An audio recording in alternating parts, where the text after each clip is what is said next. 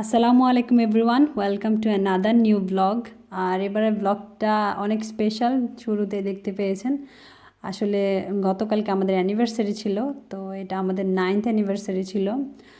তো আমরা বাসায় আছি আর আমার হাজব্যান্ডও বাসায় আছে লাস্ট কিছুদিন যাবতই। তো তেমন কোনো প্ল্যান ছিল না, হঠাৎ করে ভাবলাম যে একটু, যেহেতু বাসায় সব কিছু আছে, একটু কিছু করি। তো পরে ভাবলাম যে একটা কেক করি। তো যাই হোক, আমি এখানে কেক বানানোর সব উপকরণ নিয়ে নিয়েছি। এখানে আমি ডিম নিয়েছি, চিনি নিয়েছি, তেল, ময়দা, তারপর আমি 1 চিমটি লবণ দিই সবসময়। তারপরে আমি কেকের যে ইস্ট সেটা নিয়েছি, দুধ নিয়েছি। তো যাই হোক, মানে আমি তো কেক বানানো এখনও শিখছি, মানে মোটামুটি ট্রাই করি বানানোর, খাওয়ার উপযুক্ত হয় আর কি। বাট এখনও আমি প্রেজেন্টেবল করতে পারছি না, আমি ট্রাই করছি। তো আজকের কেকটাও আমি আসলে মানে চেষ্টা করে যতটুকু পেরেছি ততটুকুই আপনাদের সাথে একটু শেয়ার করলাম। ভাবলাম যেহেতু করেছি একটুখানি শেয়ার করি। তো দেখেন আমি কিভাবে কেকটা বানাই, আশা করি আপনাদের ভালো লাগবে।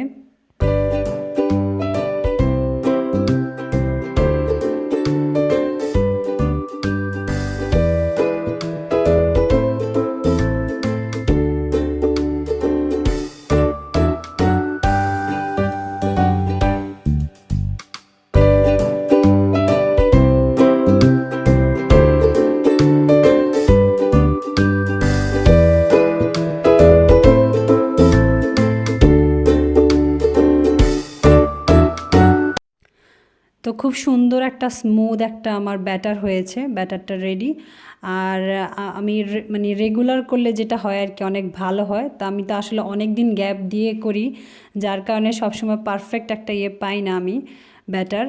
তো ফাইনালি যাই হোক, এটা একটা ভালো ব্যাটার হলো। আর আমার এখন ইদানিং কিন্তু আমি কেকের বেসটা খুব ভালো করতেও পারি, আমার জাস্ট এখন ডেকোরেশনে একটু ফোকাস দিতে হবে। তো আমার বাসায় ছোট কোনো মোল্ড ছিল না, আমি যেহেতু একটা ছোট কেক বানাবো, দেন আমার এই যে বিস্কিটের এই টিনটা ছিল, বক্সটা, এটাকে আমি কাজে লাগাচ্ছি। তো শুরুতে একটু অয়েল ব্রাশ করে নেই, সবসময় আমি মোল্ডে অয়েল ব্রাশ করে নেই বা বাটার ব্রাশ করে নেই। তারপরে আমি এটাকে কাভার করে দিই ময়দা দিয়ে, তাতে যখন আমি কেকটাকে মোল্ড আউট করব, এটা খুব সুন্দরভাবে বের হয়ে আসবে আর কি, নিচে লেগে যাবে না। আর এটা যেহেতু অনেক পাতলা, এটার জন্য আরও বেশি এই জিনিসটা আর কি, আরও বেশি প্রয়োজন এটা করা। আর আমি এখান দিয়ে ওভেনটা প্রিহিটে দিয়ে দিয়েছি 170 সেন্টিগ্রেডে। আর আমি তো মোল্ডে ঢেলে নিয়েছি, একটু ট্যাপ করে নিচ্ছি, এখনই আমি এটাকে ওভেনে দিয়ে দিব। তো এই কেকটা আমার হতে 50 মিনিটের মতো লেগেছিল। আমি 30 মিনিট পরে একবার চেক করেছিলাম, তখন কিন্তু এটা রেডি হয়নি। দেন আরও 20 মিনিট অপেক্ষা করেছিলাম, তারপরে যে রেডি। আর আজকে একটা স্পেশাল মেনু করেছি, যেটা অনেক দিন থেকে আর কি খাবো করা হয় না। ইলিশ পোলাও করেছি, আমি আসলে ইলিশ বিরিয়ানি করেছি, বিরিয়ানি মশলা দিয়েছি এটাতে। আমার মাছটা ভেঙে গিয়েছে আনফর্চুনেটলি, আমি উল্টা দিয়ে ভেঙে ফেলেছি। আর ডিম কারি করেছি এটার সাথে। তো রান্নাবান্না শেষে এই ফাঁকে আমার কেকটাও ঠান্ডা হয়ে গিয়েছিল। তারপরে আমি এই যে ফ্রস্টিং ক্রিম রেডি করলাম।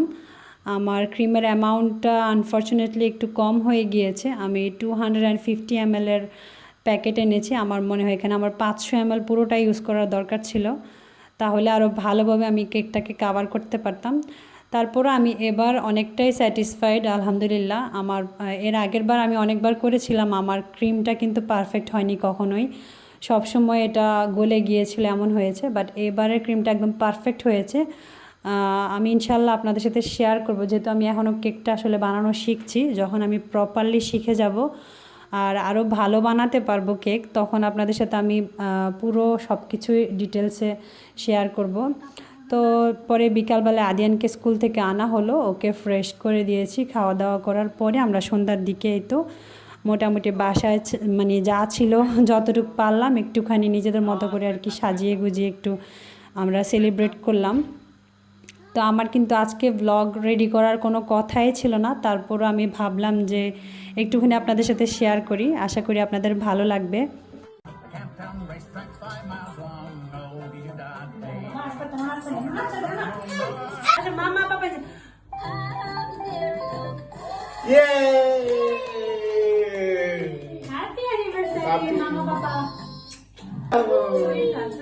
Auguri, auguri, mamma auguri. Grazie.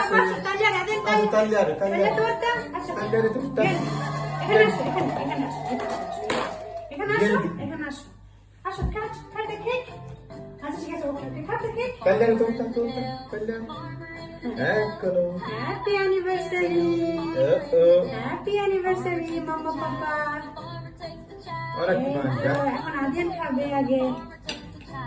এই না, Mm, বিসমিল্লাহির রহমানির buono. রহিম। Mangia? Yummy? Modesta. পাপাকে খাওয়াই, আদিয়ানকে খাওয়াই দাও তো পাপা। আদিয়ান খাওয়া, আদিয়ান। No, তো আপনাদেরকে একটু দেখাই কেকটা কেটে, যে এটা দেখেন কতটা সফট হয়েছে আর কতটা স্পঞ্জি হয়েছে। আমি খুব বেশি স্যাটিসফাইড এবারের কেকটা নিয়ে। আর দেখেন ক্রিমটাও কিন্তু খুব বেশি একদম ভালো হয়েছে, মানে এটা গলে যাচ্ছে না। একদম বেকারিতে ওরা যেভাবে বানায় অনেকটাই আমার ক্রিমের কনসিস্টেন্সিটা ঠিক তেমনই হয়েছে। তো সবাই আমাদের জন্য দোয়া করবেন। হ্যাঁ কি বলবো বলো, বুঝতেছি না। যাই হোক, এটা আমাদের 9th অ্যানিভার্সারি ছিল। সবাই আমাদের জন্য দোয়া করবেন। আমাদের ব্যাকগ্রাউন্ডে অনেক মিউজিক। সবাই দোয়া করবেন যেন আমাদের কি বলে আজীবন আমরা সুখে শান্তিতে থাকি, এই দোয়া করবেন। আদিয়ানের জন্য দোয়া করবেন সবাই, যেন আদিয়ান সুস্থ থাকে। এই নিয়ে আজকের ব্লগ। আপনাদের ভালো লাগলে অবশ্যই আমার চ্যানেলটি সাবস্ক্রাইব করবেন। সবাই ভালো থাকবেন, সুস্থ থাকবেন। আল্লাহ হাফেজ।